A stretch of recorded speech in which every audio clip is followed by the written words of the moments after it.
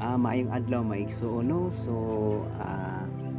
aniining aniining kabuntago maigsuon din ako mohatag og gamay nga mensahe ngadto sa uban no. At least man lang maigsuon nga bisag kini nga paagi maigsuon makahatag kanyo og pagtagad o pagtulon-an sa matag usa kanato. Labi na maigsuon kung mahisgot da og unsa na hinimutangan ta karon nga panahon na maigsuon no.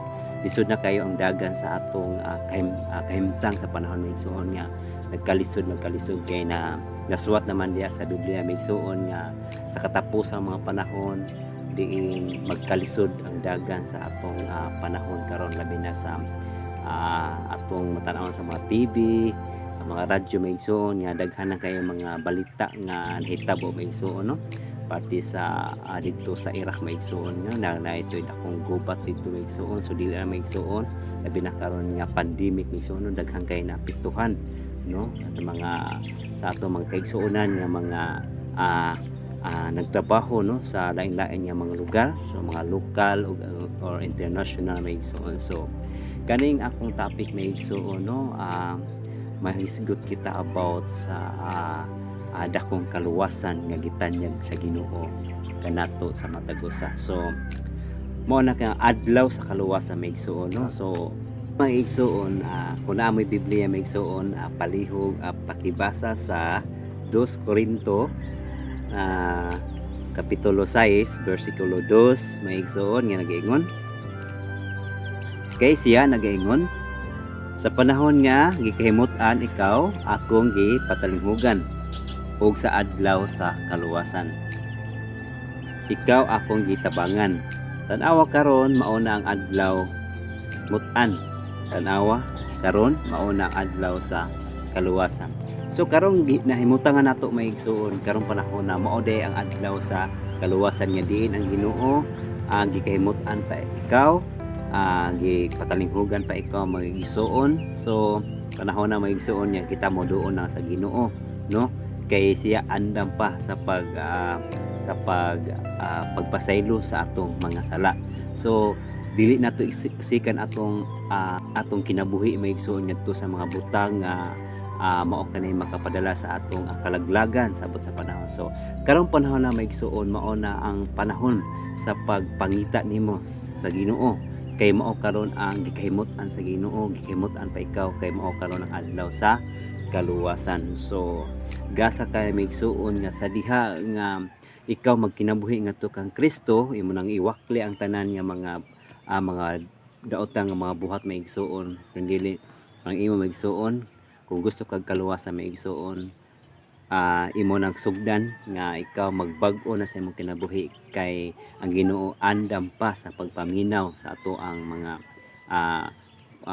kung diin kita mga tagpasaylo sa Ginoo andam pa sa pagpasaylo maigsuon. Kay maabot ang time maigsuon nga isira ang kaluwasan o na maigsuon nga lisod ni kayo maigsuon kung kita magkumpiyansa sa atong kinabuhi dili sa kalibutanon niya kayo maigsuon nga dili ta magtagad-tagad sa maong mga mensahe maigsuon no.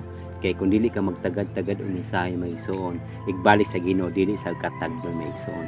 Kung ikaulaw nimo maigsuon ang pagsangyo sa maayong balita, mas ikaulaw ka sa Ginoo igabot sa panahon sa paghukom niya sa kalibutan. Mao nga maigsuon nga kay Biblia maigsuon pakibasa sa Isaiah 55 versikulo 6 og 7. Pangitaan ninyo si Jehova samtang siya hikaplagan pa. Pangitaan ninyo si Jehova samtang hikaplagan pa ninyo siya samtang anaa pa sa duol. So nag-iingon din maigsuon nga ato gid pangitaon si Jehova. Kanang si Jehova maigsuon mao na siya Ginoo maigsuon no.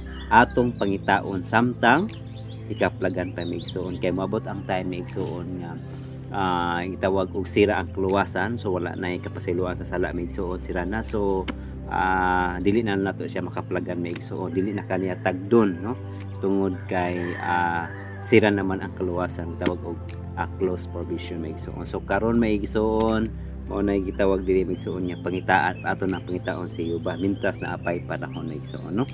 Kay maabot man ang panahon maigsuon nga isira ang kaluwasan.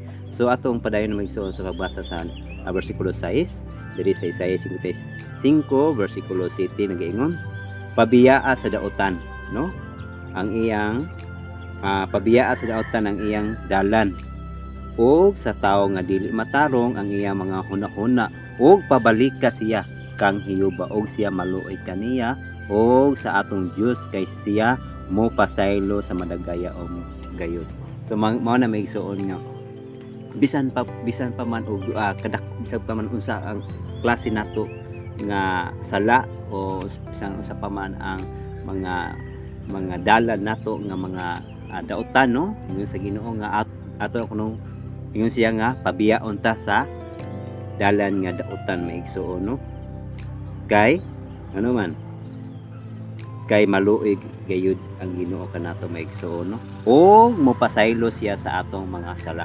Mao na maigsuon nga mao na maigsuon nga mao na gitawag og dakong kaluwasan tungod kay ang Ginoo diha mopasaylo, no, bisag unsa ang klase-klase nato mga sala maigsuon ato na gyud biyaan, no, pabalika siya. So kato mga tawo nga nawala na og pag-alagad sa Ginoo, adunay pay panahon sa pagbalik kaniya, kay mao karon ang panahon nga ikaw gikahimot na sa Ginoo. So ayaw paagta maigsuon nga ang Ginoo dili na magtagad kanimo. Mao na nga panahon na ikaw mobiya sa daotan nga dalan ni igsoon. So atong basahon diri last nga verse may igsoon, atong basahon diri sa Sofias kapitulo 2 bersikulo 3 nga nagiingon may igsoon. Pangitaan ninyo si Yuba, kamong tanan nga maaghop sa yuta o nagtuman sa iyang tulumanon, pangita ang pagkamatarong, pangita ang pagkaaghop, tingali kamo pagataguan sa adlaw sa kasuko ni Hiyuba. So mao na may suon nga mintas wala pa moabot ang panahon din ang Ginoo magbalos sa tagsa-tagsa nato binuhatan uban sa panimalo. So mao na may suon nga ato gihapon pangitaon, no, kita nga mag-aghop sa yuta o kinahanglan nga magatuman kita sa iyang mga sugo maigsuon, no, ato gyud ang pagkamatarong, no, pangita ang pagkamatarong maigsuon, pangita ang pagkaaghop, no, aron nga iabot sa panahon maigsuon nga sa diha nga ikaw nagatuman sa kasuguan sa Ginoo, iabot sa panahon maigsuon tingali taguan ikaw, no, sa panahon nga siya magpanimalos, no, ngadto sa mga tawo nga wala nga kinabuhi nga Kristohanon diri sa kalibutan. Mao na maigsuon nga bisag gamay sa ako mensahe maigsuon naot nga ato ginuno na maigsuon nga dakong gasa nga gihatag sa Ginoo kanato nga diin kita mag-usab sa ato. Og mao kita maigsuon ang Dios